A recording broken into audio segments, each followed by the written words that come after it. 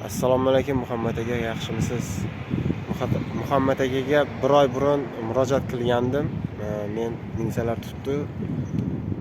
Deport qilgandilar 5 yilga 5000 so'm ishtiroq yozib bergandilar. Muhammad akaga murojaat qilgandim advokatga. Menga yordam qildilar. Yana bugun bir oy deganda sotim bo'ldi. Veronika advokat yordam qildi menga. Oqlandim. Hammasi yaxshi. Murojaat qilaverasizlar, bemalol, ishonchli, hech aldamaydilar. Assalomu alaykum hammaga aka-ukalar. Bizda ikkita yaxshi yangilik. Mana Veronika qizimiz, advokatimiz shaqillatib vidvariylarni ochib tashlayapti. Mana akalarimiz rahmat deb videolarni jo'natib yuborishdi. Hozir video davomida qo'yasizlar.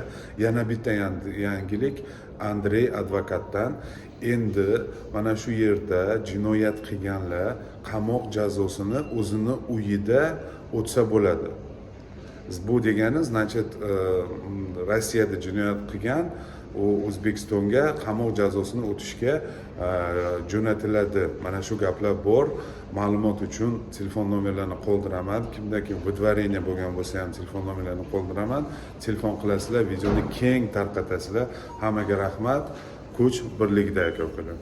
Друзья, спешу вас обрадовать тем, что внесены поправки в УПК, буквально апрельские, которые позволяют по категории преступлений не тяжким или условного наказания бывать наказание в стране, из которой вы приехали. То есть я считаю, что это большая победа.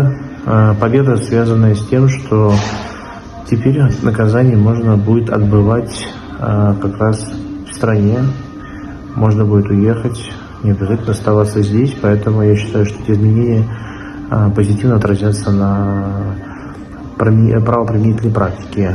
Обращайтесь, мы всегда проконсультируем, подскажем, скажем, есть ли возможность конкретно по вашему делу, по вашей истории применить эту статью.